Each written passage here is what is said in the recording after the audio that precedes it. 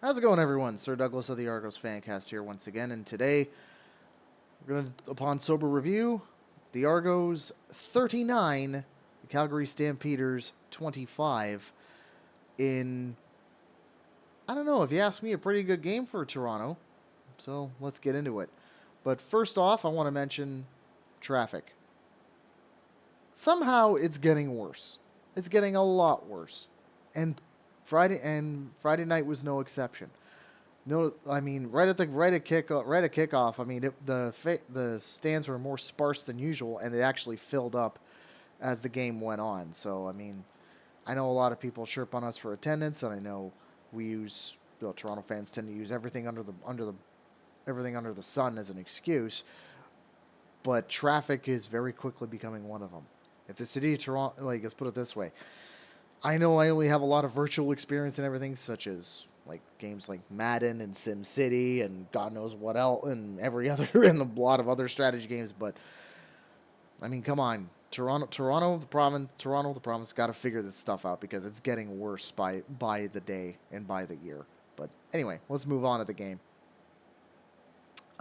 First, first thing I have to mention though, one thing that I always find funny was whenever you see somebody get tackled or somebody making a tackle.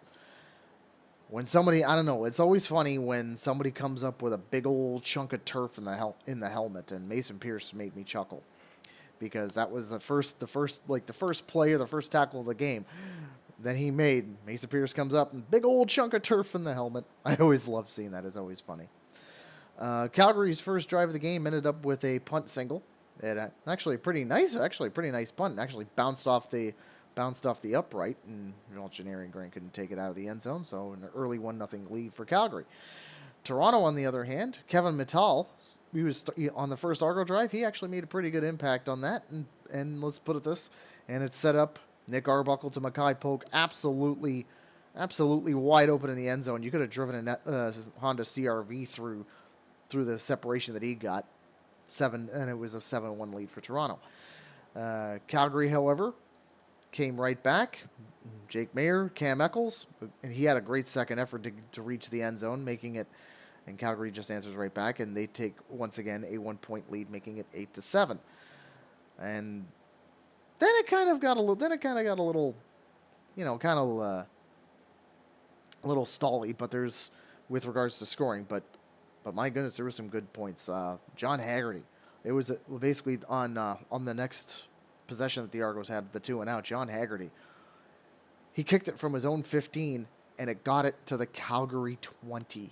That was Unfortunately, I wasn't at the game, unfortunately, but I don't know if that was wind assisted or if that was just his own boot. But good God, that was one hell of a punt. Another big one was on the next Calgary possession was Meyer scrambling. He kind of floats one into coverage, and you pretty much had a car crash. It was like a car crash of players, like 3 Argos and 2 Stampeders all getting caught up with each other. Almost caught it. However, they didn't survive contact, and it was incomplete pass, and it led to a punt. Now this is when there was a couple of instances during this where you had to get the coins out and break out the swear jar because you know how TSN is sometimes. So, and especially if it's live and it's a hot mic, people swear. So Dave Dickinson was not the only one to be cussing on telly. So because he didn't like the call saying that it was incomplete. It's like, no, he didn't survive contact, dude. Chill out. So end of the first quarter, Calgary had an 8-7 lead. Second quarter, first Argo drive of that stalled out, and they punted. Calgary during their next possession. They were driving pretty good, but Robert Priester really did well during that drive, during it, and considering the situation.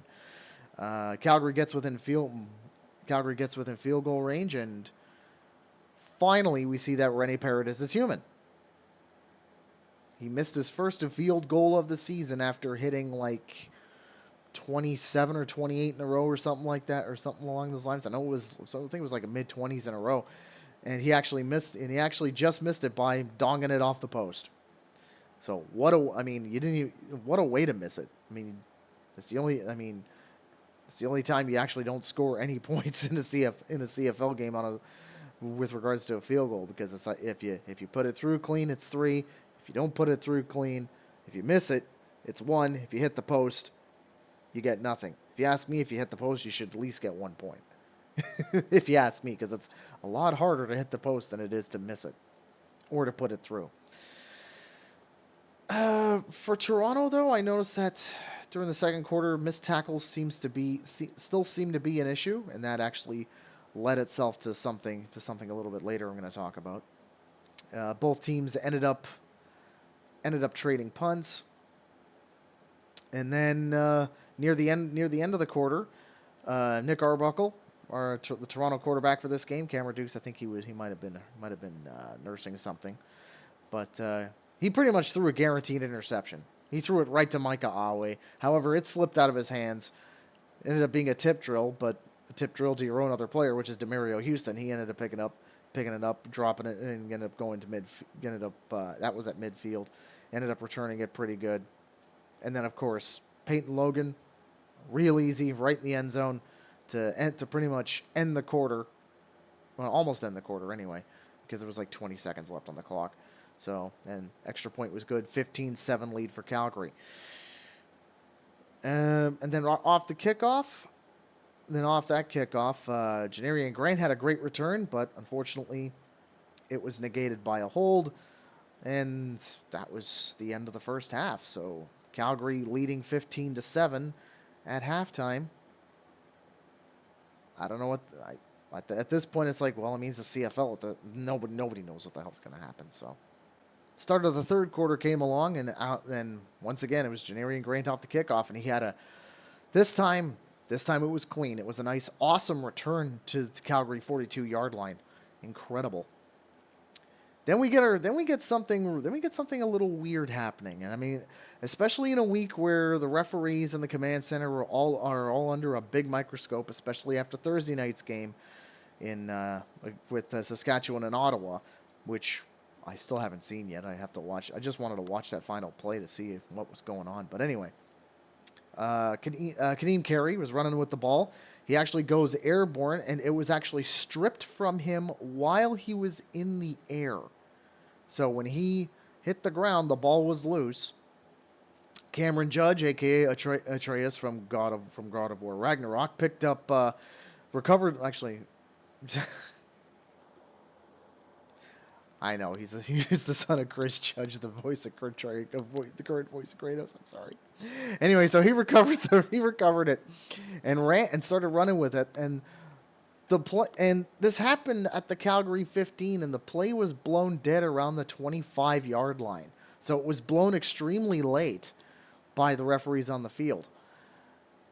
At this point, yeah, swear jar once again. Dave Dickinson completely apoplectic on the sideline, and this time he had a full right to be, because I know I would be if that were the case. The command center, however, did step in, and they did say it was a correct call. He wasn't down by contact. Command center stepped in and said this was a fumble and it was a Calgary ball. I can understand why Coach Dickinson was upset, because, I mean, the play was blown dead at the 25, and let's put it this way: if the Argos didn't tackle Cam Judge, it would have been a scoop and score, and it possibly could have changed the game. But in this case, that didn't happen, and they got the ball at the 15-yard line. Honestly, if it were me, I would have compromised and I would have given them the ball where the play was blown dead at the 25. If it were me, just to be like slightly fair, just to be a little bit more fair. But I mean, come on. I totally understand why he was pissed. I mean, if the shoes were on the other feet, I would be like I can imagine what the 116 would be doing. Good Lord, I can imagine the amount of cussing out to the stripes that we'd be doing at that point. I mean, it was bad enough during the Montreal game, but come on, that's just absolute. That was just like, what's going on, guys? Seriously, what is going on with the officiating in the CFL? It's becoming it's this is becoming a bit of an it's becoming a bit of an issue, and I hope that somebody, um, and I hope that the heads get together and figure it out. However, despite all that, as we move on to the Calgary drive, it was a 4-man rush. Jake Mayer got loose, got out of the pocket. He was about to throw the ball, and then Flo Romolade comes up and knocks the ball out and Robert Priester recovered. And you could tell at the end of that Jake Mayer was quite frustrated as he was pounding the turf in frustration. But the Argos pick up the ball back pretty close to where they had it when this whole sequence began. So, and but then once again, then we got another. It's like the fumbleitis was affecting both teams because then Nick Arbuckle had the ball and he got stripped of it. But thankfully, our O-lineman Vandal, he actually jumped on top of it to recover it and to recover it. And not only that, kind of pulled a Robbie Smith because he actually got beat to let the play happen. But he was able to recover the ball and he was able to cover his own butt, which is great. And of course, at that point, Argos got close to field goal range, and Liram Hiralahu made no mistake, cut the lead to 15-10. However, there was a penalty on the play. Now, keep in mind, it was a 3rd and 12. The penalty on the play for illegal formation on Calgary. If they had accepted the penalty, it would have moved. It wouldn't have been a first down. It would have moved up, and it wouldn't have been a first down. They would have had to re-kick it anyway. So they declined the penalty, allowing the score to stand, which I know some people were probably asking questions like, why would you do that? But I mean, if it was a 3rd and 12, the only way you're gonna get a first down off of that if it's like an unnecessary roughness or a roughing the kicker. So, yeah. Once again, we go back to Calgary's possession. Another big one. Jake Mayer went back to pass, and Flo nailed him again. However, instead of it being a strip this time, the arm was actually in the throwing motion when the ball came loose. So, unfortunately, that's ruled as an incomplete pass. Oh well, c'est la vie. But then, here we go. Once again, Calgary kicks the ball away to Janarian Grant. He just did like one tiny little circle move. And he was gone. Untouched again. However, this time he did have to give instructions. I noticed because he was kind of pointing. I don't know if he was yelling or if he was pointing at Tyshawn Blackburn, but he's like, please. But it looked like he was giving an instruction to Blackburn, and he was able to get one final block in, and that was it. He was gone. It was once again another punt return touchdown, and Janarian Grant very quickly catching up to our own Bashir Livingston, 4 punt return touchdowns in the record books. So, way to go. 2-point conversion. 2-point conversion. It was a pass to Dave Unger III. He was able to catch it. It was good. Toronto now leads 18-15. Another Calgary drive. Calgary's next drive. It stalled on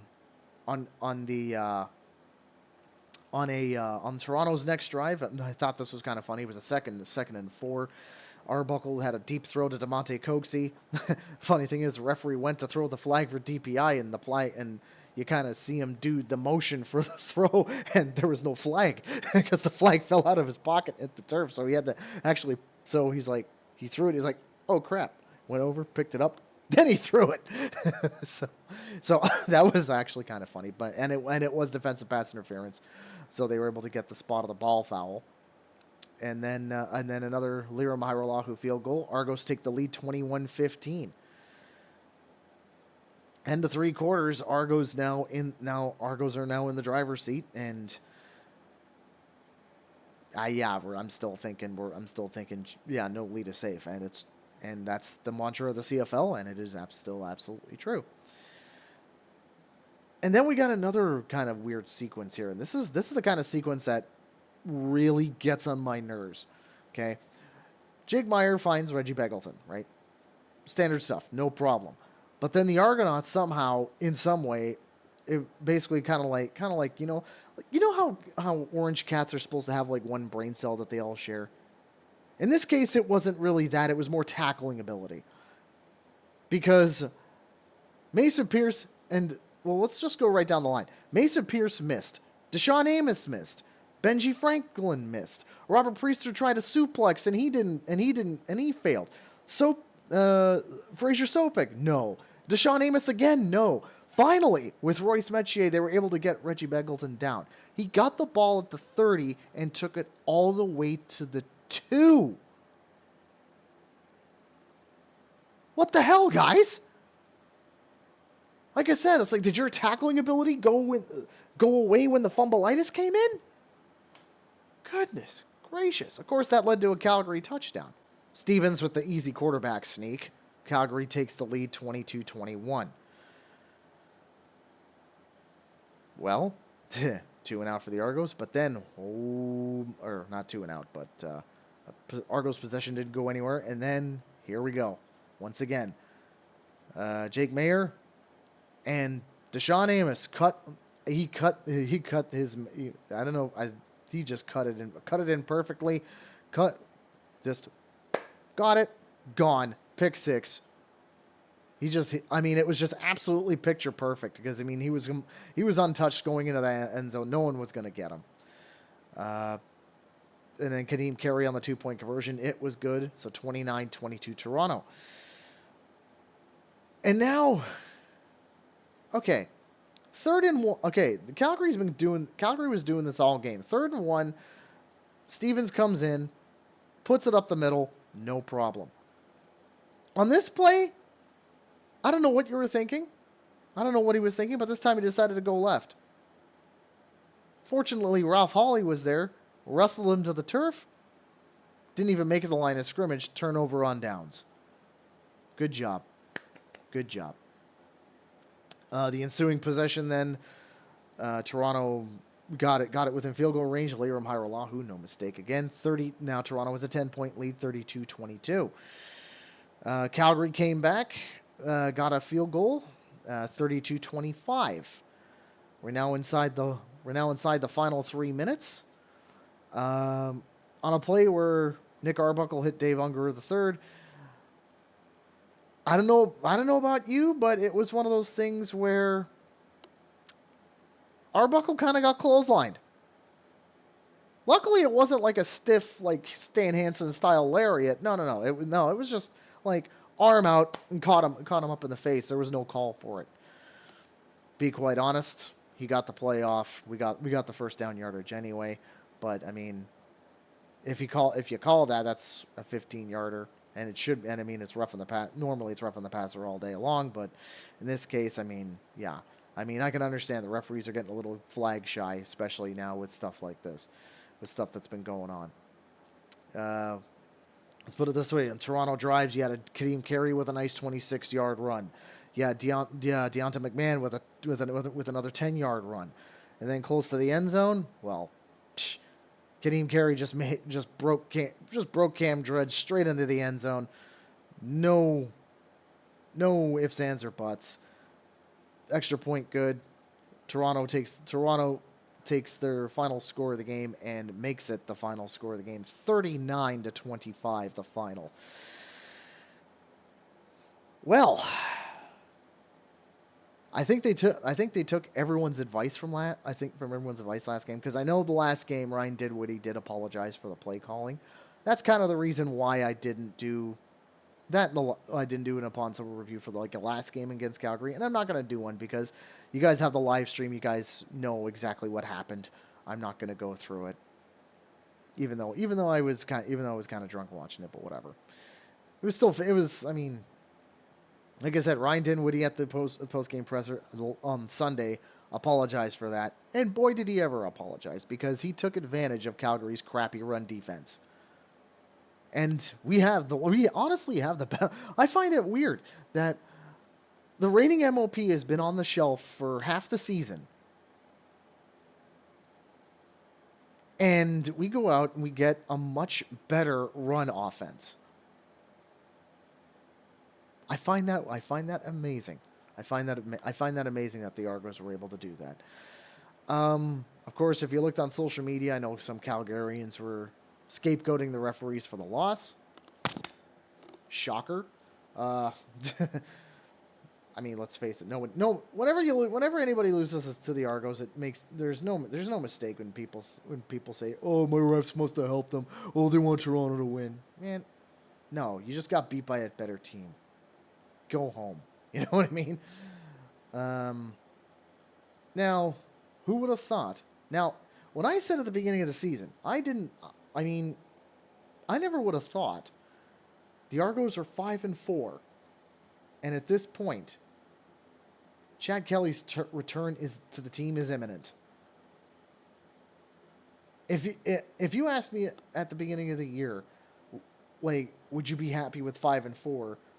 If basically you lose your first stringer, lose your starting quarterback, but you go 5-4 in the stretch without him, and then he comes back. Would you be happy with that? Honestly, yes, I am. Even though, thanks to the stupid tie, we're still in third place. We're only 1 point behind Ottawa now, so I don't know if. Oh, pardon me. I don't know if we're gonna catch Montreal, because even though we beat them, they're still on fire. They're still doing amazing stuff. But at least let's try get into that East semifinal spot. So now we get a week off. Yay! We get a week off, and the next game when we return, let's go to the X do. Let's go to the X do. It'll be the X game, the CNE game. Argonauts.ca for tickets. The Riders are coming to town for the first time in God knows how long.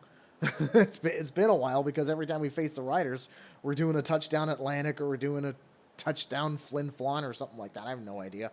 Point is the Riders are coming back to town for the first time in quite some time.